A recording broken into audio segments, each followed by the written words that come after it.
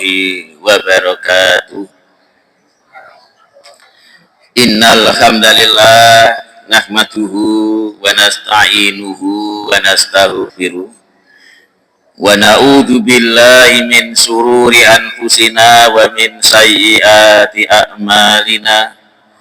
May yahdihillahu fala mudhillalah wa may yudlil fala hadiyalah.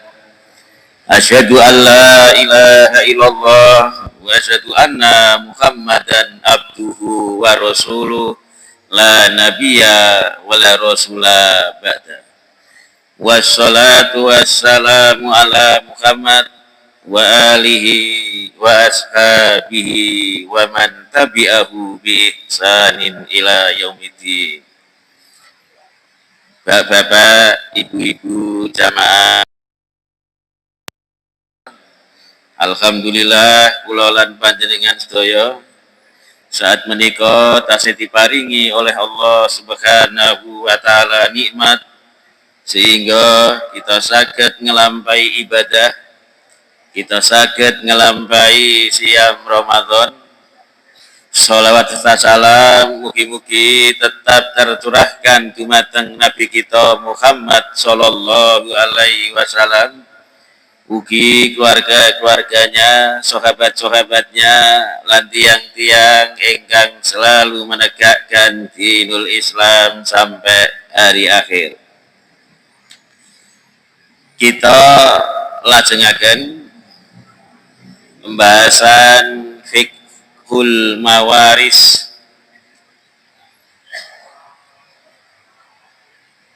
Kemarin sampun pengertian hukum mempelajari, keutamaan mempelajari, terus waris di zaman jahiliyah. Kemudian yang kelima sekarang wajib membagi hukum waris berdasarkan Al-Quran dan Sunnah. Pertama, di surat An-Nisa ayat 11, yusikumullahu fi auladikum lidzakari mislu hadzil unsayain. Allah mewasiatkan kepada kalian mengenai anak-anak kalian, bagian laki-laki itu mislu hadzil unsayain, sama seperti bagian dua orang anak perempuan. Kata-kata yusikumullah itu mempunyai makna Allah mewajibkan. Jadi kata Allah mewajibkan, faradallah Allah menfardukan. Di akhir ayat, faridatan minallah, pembagian waris itu adalah fardu saking Allah, kewajiban saking Allah. Di akhir ayat ditutup, innallaha kana aliman hakiman. Sesungguhnya Allah Maha mengetahui, Allah membagi waris berdasarkan ilmunya Allah, dan hakiman, hukumnya Allah itu mengandung hikmah-hikmah. Kemudian di surat An-Nisa ayat 12, ketika disebutkan bagian ahli waris, di akhir ayat wasiyatan minallah, sebagai wasiat dari Allah, sebagai kewajiban dari Allah. Kemudian dia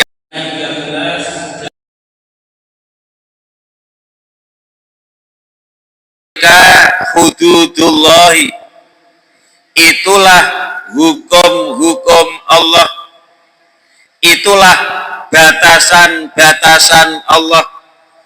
Wa may yuti'illaha wa rasulah, dan siapa yang mentaati Allah dan Rasulnya, yaitu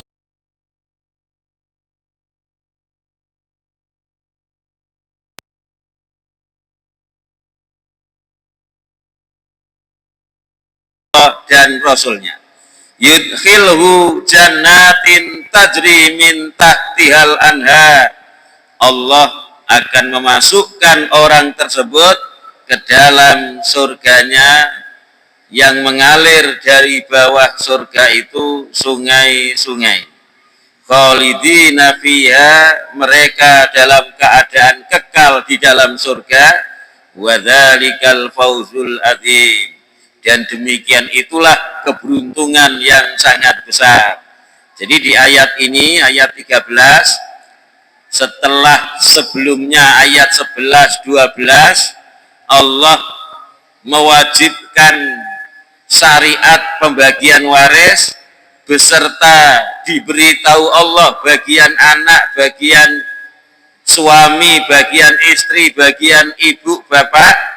Kemudian di ayat selanjutnya ini, siapa yang mentaati Allah dengan cara pembagian waris berdasarkan kitab Allah, maka Allah akan memasukkan dia ke dalam surga dalam keadaan kekal selama-lamanya. Ayat 14 surat An-Nisa, wa may ya'sillaha wa rasulah, dan siapa yang menentang Allah dan Rasulnya, dia tidak mau membagi waris berdasarkan kitab Allah, wa yata'adda hududahu, dan dia melanggar hukum-hukum Allah, batasan-batasan Allah, maka Allah akan memasukkan orang tersebut ke dalam api neraka dalam keadaan kekal di dalamnya. Walahu adzabum muhin, dan baginya azab yang menghinakan. Jadi ayat ini mengancam siapa yang tidak mau membagi waris berdasarkan kitabullah, maka dia diancam akan dimasukkan ke dalam neraka. Kemudian di dalam hadis-hadis Rasulullah dawuh, iksimul mal baina ahlil faraid ala kitabillah, bagilah harta waris itu kepada ahli waris yang telah Allah tentukan bagiannya. Fama tarokat al-faraid fali aula rajulin dzakarin, maka jika tersisa ketika dibagi ada sisanya, maka itu milik asobah, laki-laki yang terdekat dengan si mayit. Ya, jadi ada asobah, ada ashabul furud. Ashabul furud itu Allah tentukan bagiannya. Jadi contoh, istri dapat 1/4 dari harta suami kalau suaminya tidak punya anak. Istri dapat 1/4 ini, itu disebut ashabul furud, yaitu ahli waris yang Allah sebutkan bagiannya. Atau istri dapat 1/8 jika suami dapat punya anak. Suami dapat 1/2 jika istri mati tidak meninggalkan anak. Suami dapat 1/4 jika istri mati tidak meninggalkan anak. Jadi suami dapat 1/4 kalau istri punya anak. Ini disebut ashabul furud.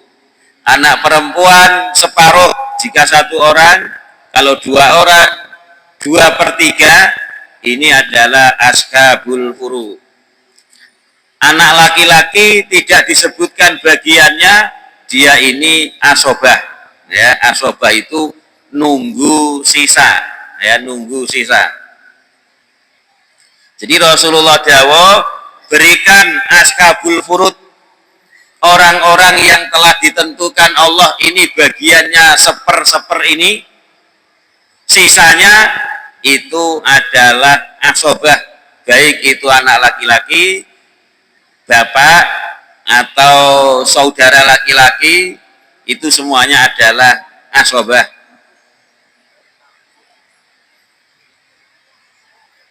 Ini dalil-dalil yang menunjukkan wajibnya pembagian waris. Ada beberapa hadis dhaif, ya, hadis dhaif yang mengatakan man farra min mirasi warisihi, siapa yang membawa lari atau mengambil waris saudaranya, qata Allahu mirasahu minal jannati yaumal qiyamah, Allah akan memutus warisnya dari surga, dalam arti dia tidak bisa masuk surga. Kemudian yang selanjutnya, yang keenam, dasar dalam pembagian waris. Jadi sumber-sumber di dalam pembagian waris. Jadi pembagian waris itu dasarnya apa toh? Kita membagi waris itu berdasarkan apa? Nah, ini ulama itu mengatakan, pertama, sumber hukum dalam pembagian waris itu adalah Al-Quran, ya. Jadi di dalam Al-Quran sudah disebutkan ini. Kemudian yang kedua, hadis Rasulullah Shallallahu Alaihi Wasallam itu juga disebutkan tentang bagian-bagian ahli waris. Kemudian yang ketiga adalah ijma. Jadi ijma, kesepakatan para ulama. Jadi tiga ini, ya, di dalam pembagian waris. Kenapa pembagian waris itu tidak diserahkan akal manusia saja? Manusia itu kan punya akal, ya, punya akal. Kenapa pembagian waris itu kok tidak diserahkan kepada manusia biar dibagi berdasarkan dapat ini dapat, istri dapat sekian, suami dapat sekian, anak perempuan sekian, anak laki-laki sekian. Kenapa tidak dipasrahkan kepada akal? Maka pertama, pertanyaannya akan lebih sulit lagi kalau pembagian waris itu diserahkan kepada akal manusia. Padahal biasanya praktek manusia itu, ya, ada yang tidak mau dengan Al-Quran dan hadis, dia merasa pintar, maka dia berdasarkan akalnya. Kalau pembagian waris itu berdasarkan akal, terus akalnya siapa yang dipakai? Akalnya orang sedayu. Kalau akalnya orang sedayu yang mana? Atau akalnya orang blimbing, akalnya orang Brondong, akalnya orang Jakarta? Karena setiap orang itu punya akal berbeda-beda. Yang satu mengatakan yang bagus itu ini, yang satu ini. Terus akalnya siapa yang dipakai? Akalnya para ulama juga akan, kalau tidak punya dasar yang dipakai, akalnya saja akan berbeda-beda. Wong kadang-kadang sudah ada dalilnya, akalnya saja yang dipakai. Wong sudah ada dalil laki-laki dapat sekian, perempuan dapat sekian, itu saja tidak mau menuruti akalnya. Jadi akal itu tidak mampu, ya, akal itu tidak mampu. Makanya yang dipandang baik oleh akal itu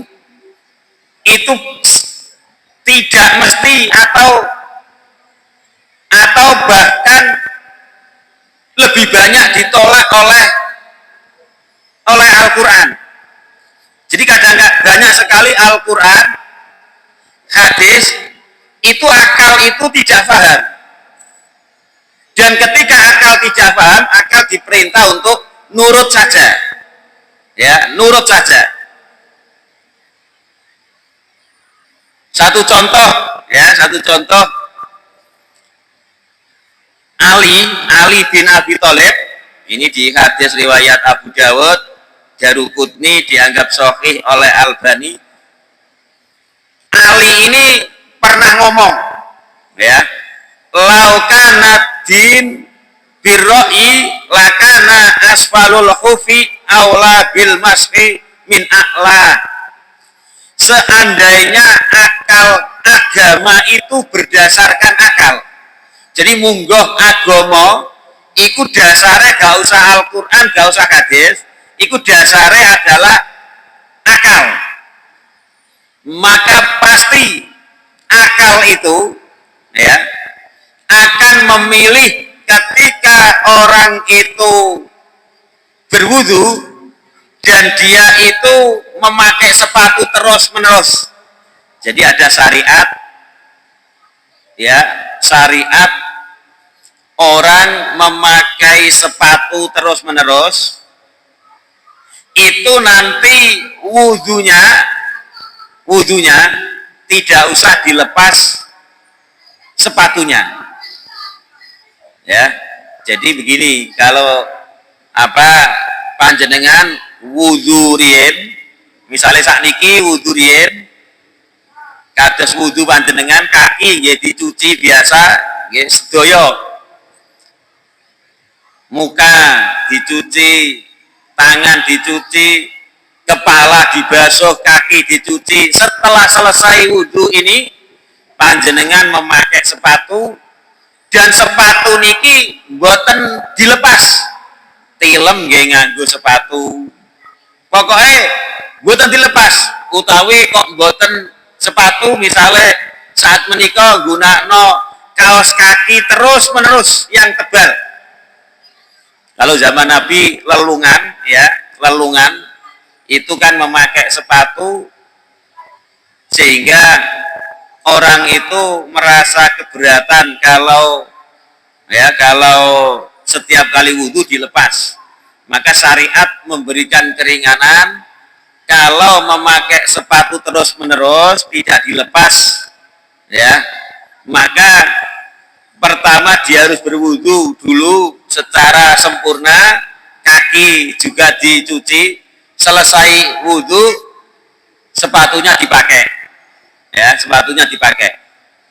Terus nanti kok misalkan berkadas, kadas kecil, ya bukan kadas besar, kadas kecil, maka panjenengan wudhu, ya, wajah dicuci, tangan dicuci, kepala dibasuh, kaki itu tidak usah sepatunya dilepas, cukup bagian atas sepatu. Nah, ini anggaplah telapak kaki yang ini bagian atasnya, bagian ini sudah tertutup sepatu, ya, maka nanti ini nggak usah dilepas, cukup nanti sepatunya ini ambil tangannya dibasahi, ya, dibasahi, tidak usah nyakup banyu, tidak usah dibasahi, nanti terus diusap, ya, bagian atasnya saja, bawahnya tidak usah. Ya, demikian juga yang ini.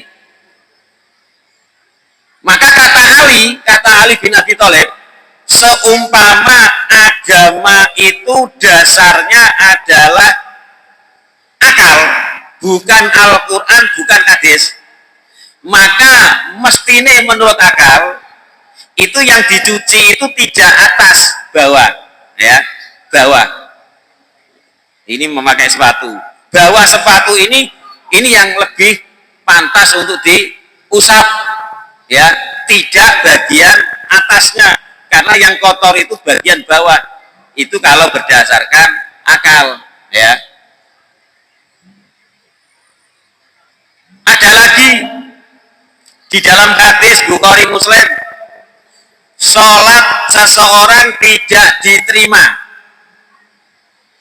kecuali dia berwudu jika hadas. Jadi kalau orang hadas, dia hadas kecil, dia tidak akan diterima sholatnya kalau tidak berwudu lebih dulu. Maka ada orang Arab Badui tanya, ya Rasulullah, yang dimaksud hadas itu apa toh? Jawab Rasulullah, kentut. Baik kentut sing ono unine atau kentut sing gak no unine. Oke, kentut. Maka secara akal tiang niku wudu terus kentut. Secara akal iku sing luwe pantes dicuci itu yang mana? Ya. Kalau secara Al-Quran dan hadis, orang kentut, yang kentut itu ya tempat keluarnya kentut itu supaya suci itu berwudu. Dan wudu ini tidak menyentuh sama sekali tempat keluarnya kentut. Tapi kalau menurut akal, mestinya wong kentut yang menyebabkan hadas itu adalah kentut, maka yang dicuci adalah tempat keluarnya kentut. Ya, ini kalau menurut akal. Makanya banyak sekali syariat agama itu yang akal itu tidak ngerti. Ya, tidak ngerti. Sholat maghrib 3 rakaat, sinten sing saged jelasno? Kena nopo sholat maghrib 3 rakaat? Secara akal itu kena apa kok 3 rakaat? Kok mboten 4 rakaat? Atau 2 rakaat? Atau 5 rakaat? Sinten sing saged jelasno? Isya 4 rakaat. Kena nopo 4 rakaat? Sinten akali sinten sing saged paham? Kena apa sholat isya kok 4 rakaat? Niki akal mboten paham, tetapi akal diperintah nurut, ya, nurut mawon. Kemudian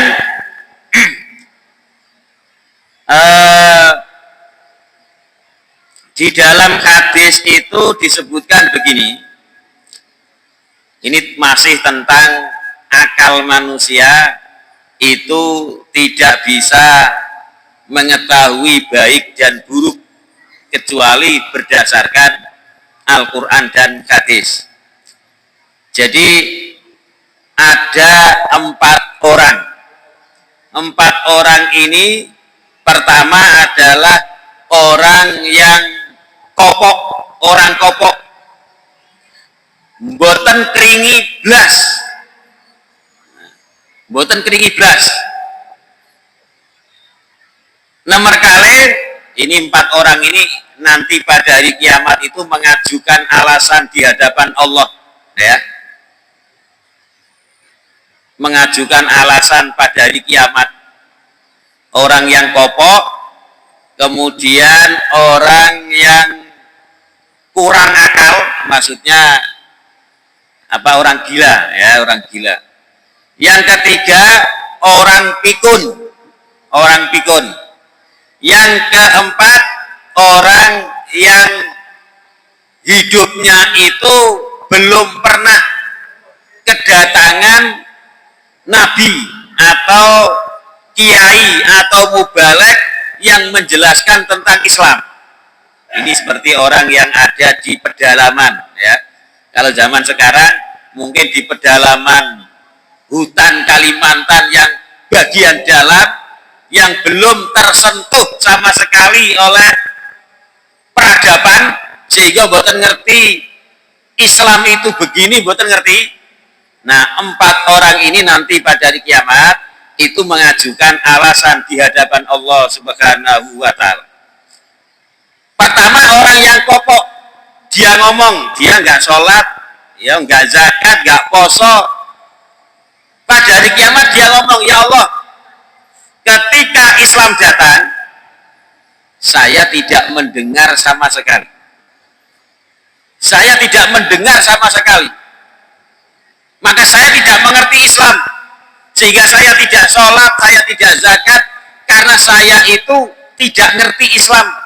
Kuping saya ini tidak mendengar sama sekali.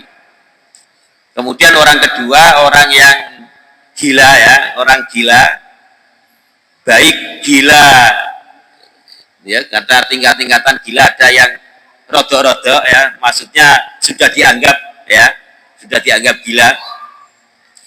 Orang ini ngomong, ya Allah, ketika Islam datang, saya dikejar-kejar anak kecil, dilempari dengan kotoran. Maksudnya, ketika Islam datang, saya ini orang yang tidak berakal, sehingga dibuat mainan oleh anak-anak kecil, digude-gude karo anak-anak cilik, diantemi teletong dan lain-lain. Maka saya tidak sholat, saya tidak puasa, karena memang akal saya tidak paham. Orang gila ya. Kemudian yang ketiga, orang pikun. Ketika muda, ya, ketika kecil sampai tua, Islam belum datang. Islam datang, dia sudah posisi, sudah sangat tua, pikun. Lor kidul mawon, boten ngerti molek, umai wetan, melaku ngulon. Ya. Rumah tiang, rumangsane griyane piyambak. Maksudnya tiang pikun. Tiang pikun ngomong, ya Allah, saya tidak sholat, saya tidak puasa, saya tidak zakat, karena ketika Islam datang, itu akal saya sudah berubah, pikun. Diterima semua alasannya oleh Allah. Kemudian yang ketiga, ya ini dijadikan dalil bahwa akal itu tidak mengetahui hal baik dan buruk, ya, kecuali berdasarkan Al-Quran dan hadis. Kalau akal semata-mata tidak ngerti.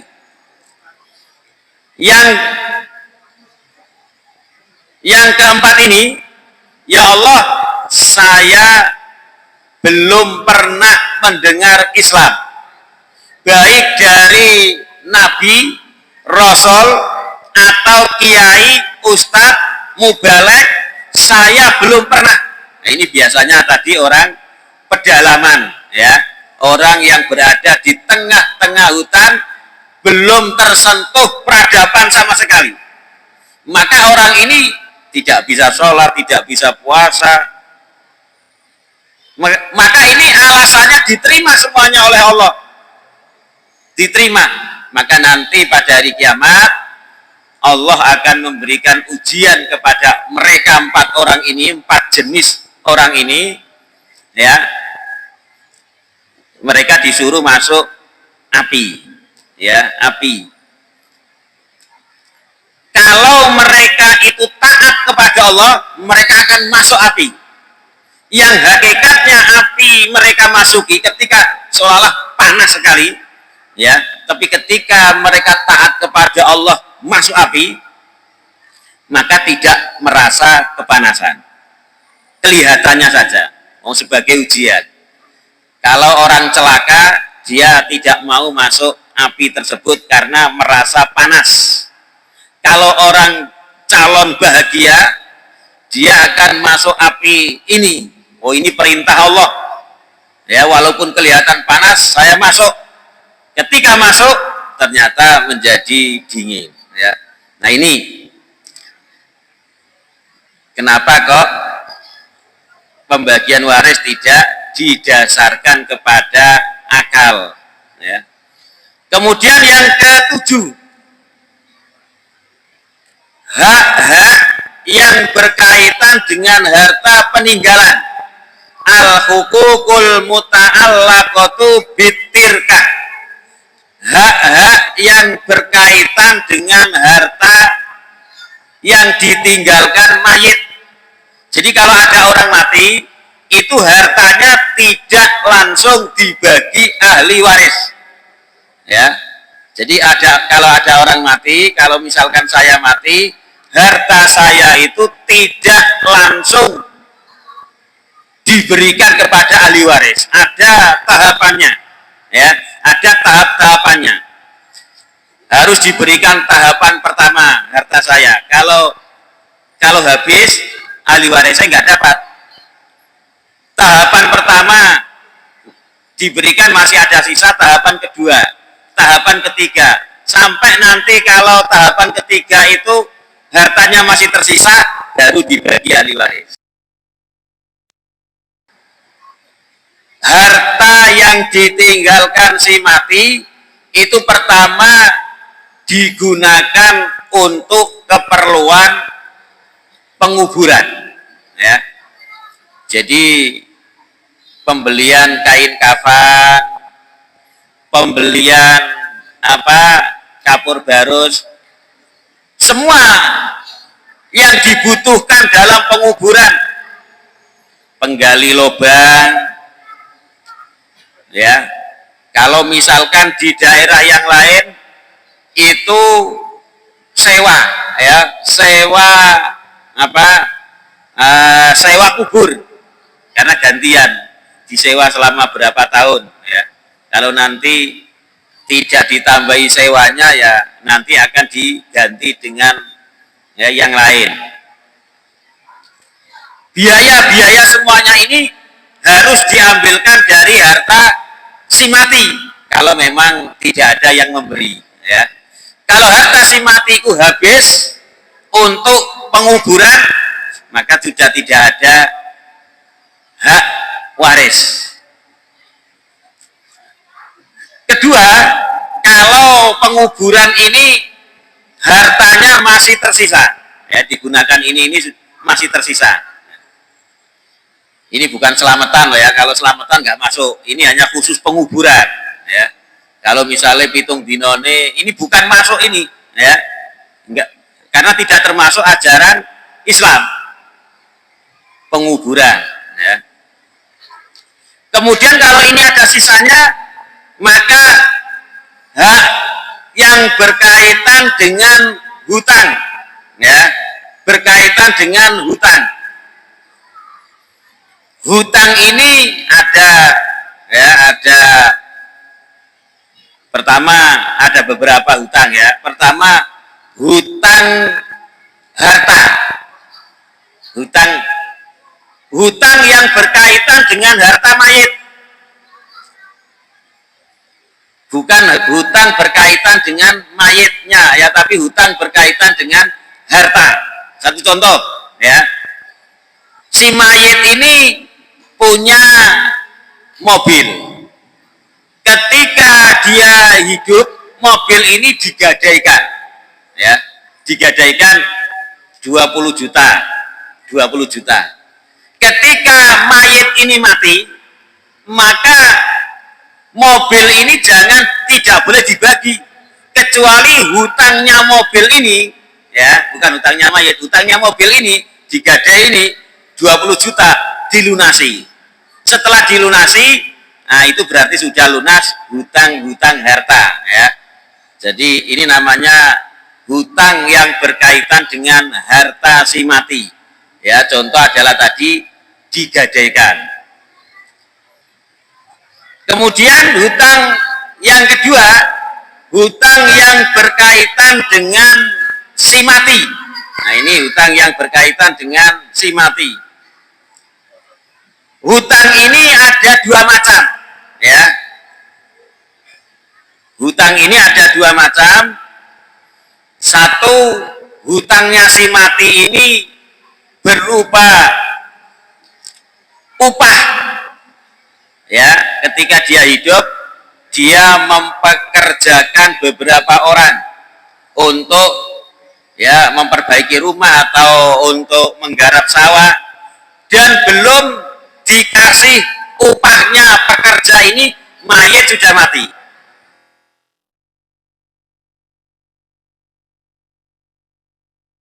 Pekerja ini dilunasi. Atau dia membeli sesuatu secara kredit. Jadi mayat itu membeli sesuatu, ya, yang sesuatu itu belum lunas, maka dia hartanya ini digunakan untuk melunasi. Kemudian hutang mayit yang berkaitan dengan dirinya, dengan hak-hak Allah, ya.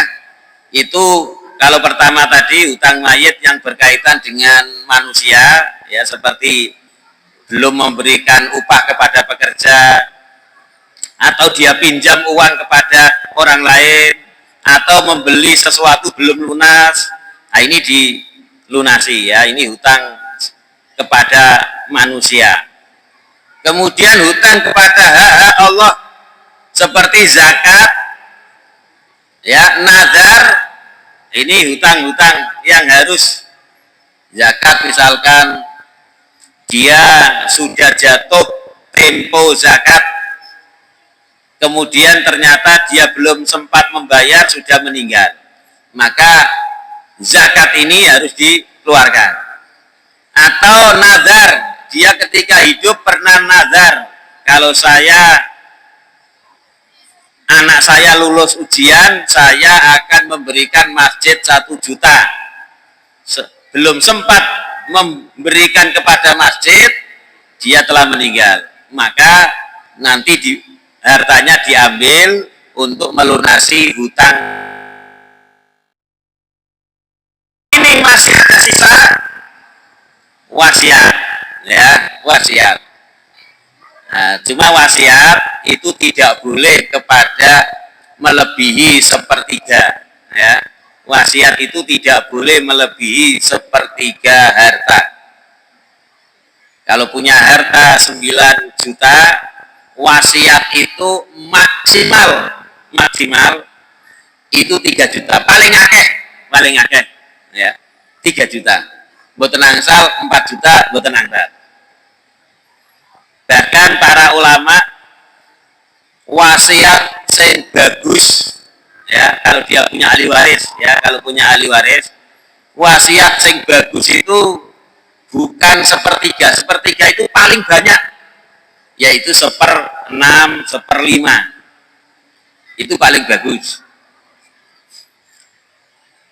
Maka kalau wasiatnya lebih dari sepertiga, ya jangan takut dipotong, ya. Maksudnya dipotong itu 9 juta, hartanya wasiat 4 juta. Maka tidak usah takut diberikan 3 juta saja. Bahkan yang lebih bagus diberikan 3 juta. Supaya mayit ini tidak menyalahi wasiat.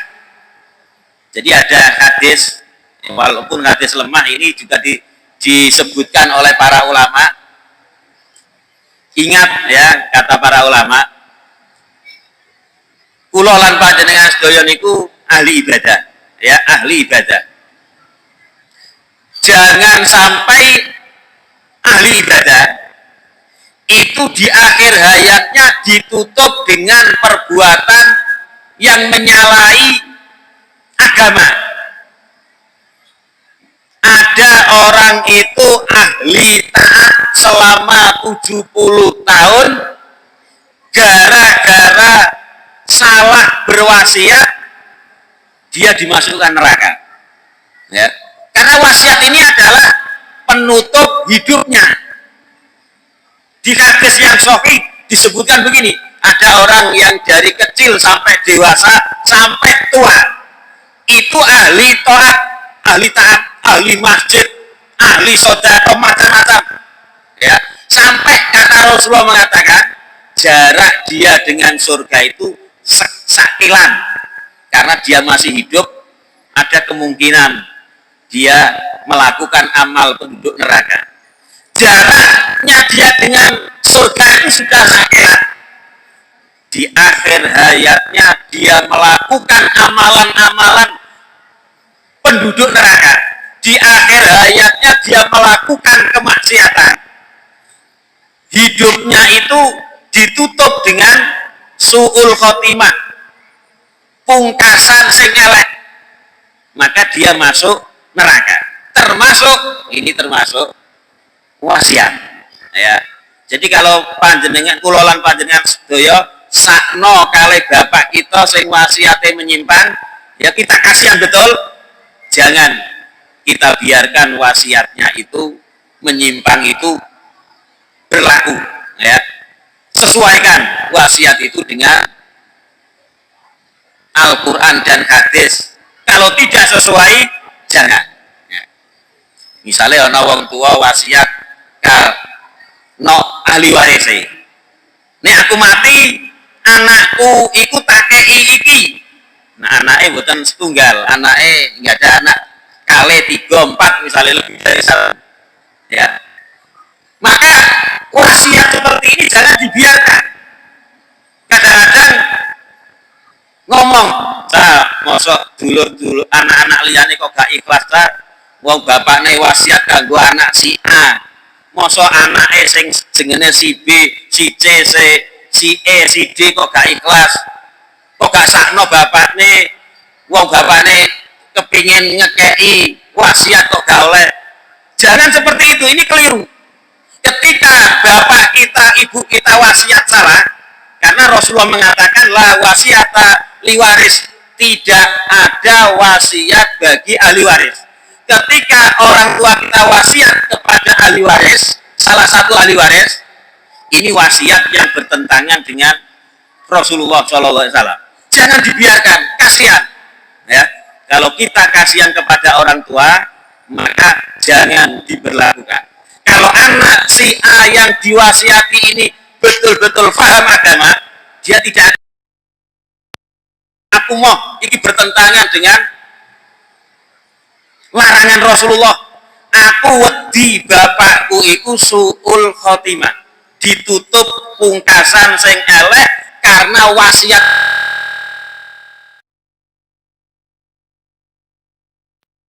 Hati-hati. Tetapi kalau wasiat itu adalah wasiat hal-hal yang mubah, ya harus dituruti. Ya harus dituruti. Aku juga disolati nang masjid takwa, turuti. Karena tidak bertentangan. Kula niku nate napa niku takziah, ya. Ada orang mati, teman saya lain desa dengan Sedayu, bukan di Sedayu, ya, bukan di Sedayu. Tapi saya contohkan di Sedayu, karena ada kuburannya 2, ya, ada kuburan 2. Anggaplah di Sedayu, ya, yang mati ini wong lor, ya, lor, maksud lor ini lore suko. Bapak ini, si mati ini wasiat, aku kubur no kidul, ya, kuburan Masjid Agung. Di sana itu anaknya dikubur, ya, di Masjid Agung. Bujone dikubur no Suko, ya.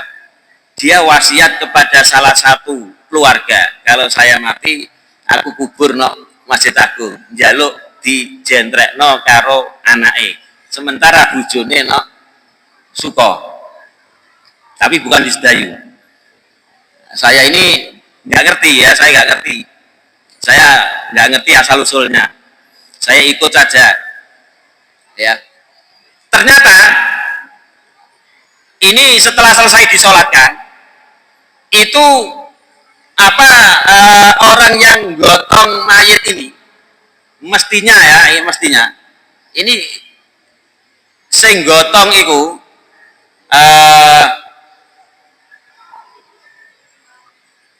sing gotong itu melayu nok Masjid Agung, ya, padahal tanpa diperintah. Sementara keluarga itu mempersiapkan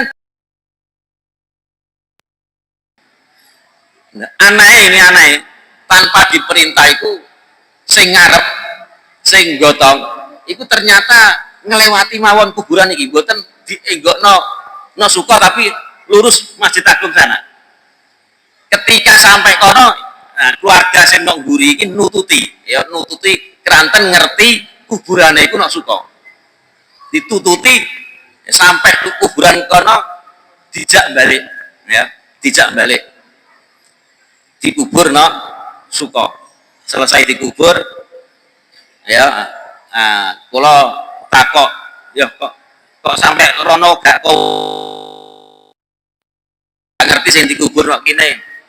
Ternyata salah satu keluarga ngomong, iku gedien tahu ngomong, jaluk dikuburnya aku mati dikubur no jentrean anake. Sampai begitu ya pengaruh daripada wasiat tersebut. Ya kita kembali, wasiatnya dipenuhi. Ya, kalau nanti sudah ya, kalau sudah tahap wasiat pasti sisanya ada ya, karena wasiat tidak boleh menghabiskan harta waris. Setelah itu kemudian hartanya dibagi oleh ahli waris. Ini hak-hak yang berkaitan dengan harta si mati ya. Pertama tadi yang diutamakan biaya penguburan sampai selesai biayanya berapa. Kalau ini habis maka hutangnya tidak usah dilunasi, karena pertama ini dilunasi dulu kalau memang tidak ada yang membiayai. Kalau ini masih ada baru kemudian hutang-hutangnya tadi. Kalau itu masih ada baru wasiat. Setelah itu kemudian ahli waris. Kemudian yang ke-8 arkanul irsi, yaitu rukun-rukun waris ya. Jadi waris ada rukun-rukunnya. Kalau tidak terpenuhi rukun, ini rukunnya ada 3. Salah satu rukun tidak terpenuhi, maka tidak terjadi waris ya. Pertama, al-muwaris, orang yang mewariskan, dalam arti si mati ya, orang yang mewariskan atau si mati. Yang kedua, al-waris, orang ahli waris yang masih hidup. Yang ketiga al-hakul maurus, ada harta si mati. Jadi kalau si mati punya harta, ini dibagi. Jadi 3 ini, salah satu saja tidak ada, tidak terjadi waris. Misalkan mewaris tidak ada, orang yang mati tidak ada, ya, maka tidak terjadi waris. Karena waris itu adalah terjadi ketika ada orang meninggal. Kalau belum meninggal, bukan namanya waris. Kadang-kadang ada orang itu belum tidak mengerti, ngomong, Bapak, Jum, aku warisku itu piro aku kasihkan sekarang. Oh, ini bukan namanya waris. Wong tuane masih hidup. Jadi jaluk, kepingin jaluk ya jaluk DKI, tapi bukan waris. Ya.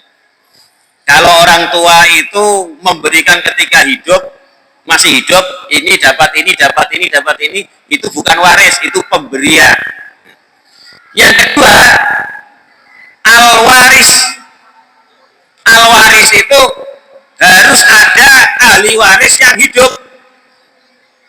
Pewarisnya ada, ahli warisnya tidak ada, maka tidak terjadi waris. Maka hartanya tidak diwariskan, tetapi diberikan kepada baitul mal. Kalau tidak ada ahli waris, juga tidak ada zawil arham. Pewaris ada, ya pewaris ada, orang yang mewariskan ada, tetapi hartanya tidak ada, hartanya habis, dibagi digunakan untuk penguburan atau hutang-hutangnya, maka tidak terjadi waris. Apa yang akan diwarisi? Wong tidak ada harta yang ditinggalkan. Jadi 3 ini ya, mewaris, orang yang mewariskan, pewaris, orang yang ahli waris yang masih hidup, kemudian harta atau hak ya. Jadi yang bisa diwarisi tidak hanya harta, hak ya, hak juga bisa diwarisi. Kemudian syarat itu rukun-rukun waris. Sekarang syarat-syaratnya, rukun saja kalau tidak ada syaratnya ya tidak terpenuhi. Ya sebagaimana sholat itu kan ada rukunnya, ada syarat-syarat sholat. Kalau rukun-rukun sholat terpenuhi tetapi syarat-syarat sholat tidak, dia juga tidak sah sholatnya. Kalau syarat terpenuhi rukunnya tidak ada, ya juga tidak dinamakan sholat. Demikian juga waris, rukun-rukunnya ada tetapi syarat-syaratnya tidak ada, ya tidak ya. Pertama, syaratnya itu adalah kematian pewaris, kematian orang yang mewariskan itu sudah nyata, betul-betul orang ini mati ya, tidak boleh dikira-kira dia mati. Kalaupun toh tidak kelihatan ya, ini kalau ada namanya mati secara hukum ya, secara hukum itu begini, dia memang tidak kelihatan mati tetapi hukum itu menetapkan dia mati. Satu contoh, orang yang tenggelam ya, ada saksinya dia tenggelam, jasadnya tidak ditemukan tetapi ada saksi yang melihat dia tenggelam, dan secara hukum nanti kalau dibawa ke pengadilan itu akan dihukumi mati karena orang tenggelam itu tidak akan bisa bertahan ya, tidak akan bisa bertahan, jangankan 2 hari 3 hari 1 hari saja. Maka walaupun toh tidak mati secara hakiki, mati yang dilihat oleh kita, ini mati secara hukum ya, dihukumi mati. Atau orang yang terbakar, rumahnya terbakar dan orang banyak saksi mengatakan orang itu ada di dalam rumah, dan ketika saking ya banyaknya api sampai semuanya itu sama rata ya, hancur semuanya sehingga tidak ditemukan misalkan, maka ini dihukumi juga mati karena ada saksi yang melihat dia berada di dalam ya. Jadi orang al-muwaris yang akan mewariskan itu betul-betul telah nyata mati. Kemudian yang kedua, ahli waris itu betul-betul dia masih hidup ketika al-muwaris ini mati ya. Jadi harus ada saksi bahwa ahli waris itu hidup ketika al-muwaris ini meninggal.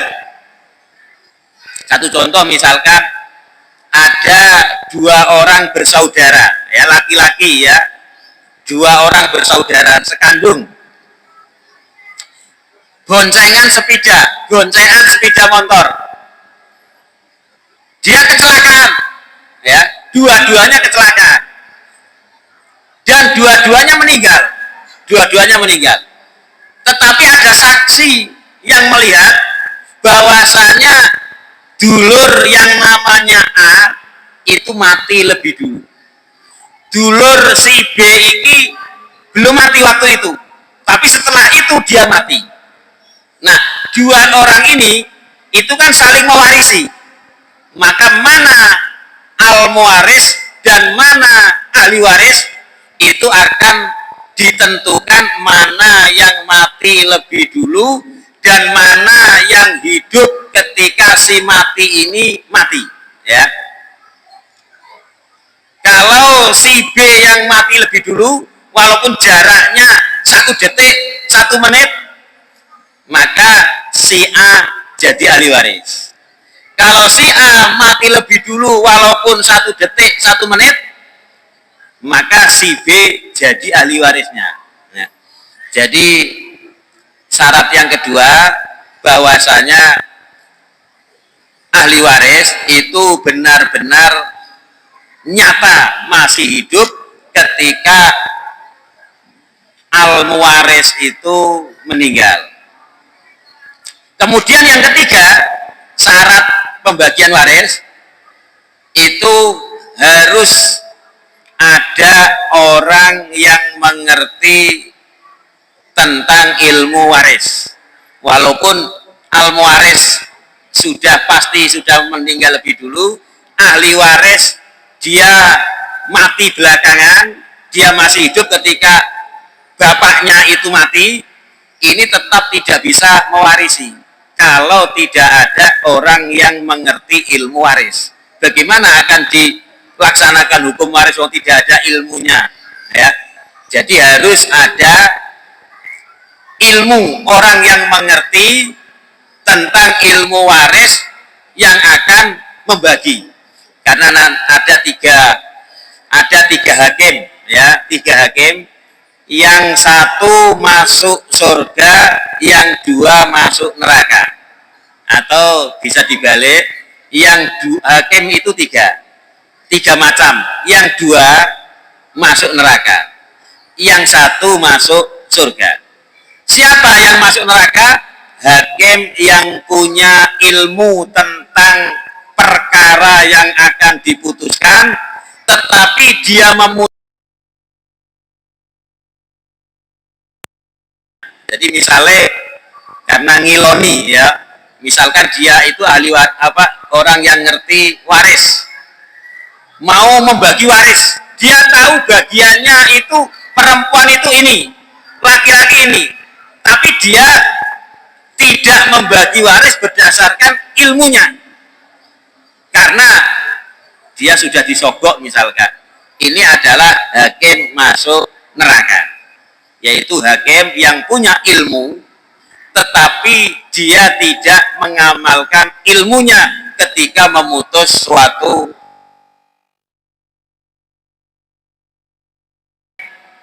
Yang tidak mengerti ilmu tentang perkara yang akan dihadapi, tetapi dia tetap memutuskan saja tanpa ilmu. Nah, ini hakim masuk neraka walaupun putusannya nanti benar misalkan. Kalau dia tidak punya ilmu, dia tidak boleh memutuskan perkara. Nah, hakim yang kedua ini. Maka orang yang nggak ngerti waris, jangan dia membagi waris. Ketika dia membagi waris, ini ancamannya adalah neraka.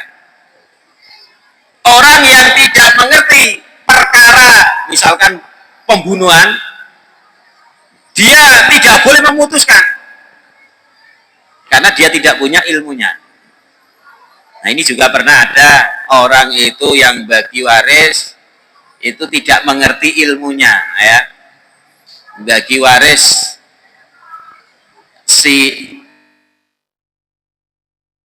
tidak dapat sekian. Nah, ini tidak boleh, ya. Nah, hakim yang ketiga ini yang masuk surga.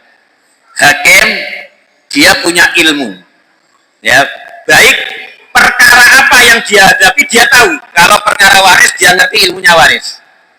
Ketika dia itu memutuskan masalah waris berdasarkan ilmunya, dia masuk surga.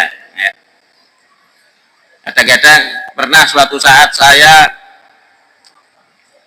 dimintai bagi waris, saya diperintahkan untuk ini nggak ngerti waris, minta saya yang bagi, saya didikte untuk ini. Maka saya ngomong, kalau sampian tetap mendatangkan saya, nanti saya akan menjadi musuhmu karena keinginanmu itu bertentangan dengan syariat, ya. Jadi pernah seperti itu, ya. Akhirnya saya tidak dipanggil karena saya sudah terus terang, kalau kamu paksa saya datang, saya akan datang, tetapi keputusan saya itu begini, sementara dia minta begitu, saya tidak bisa diubah, ya. Saya tidak bisa diubah. Saya memutuskan berdasarkan ilmu, ya. Jadi bukan berarti sing marak aku terus tak iloni, tidak, ya, tidak.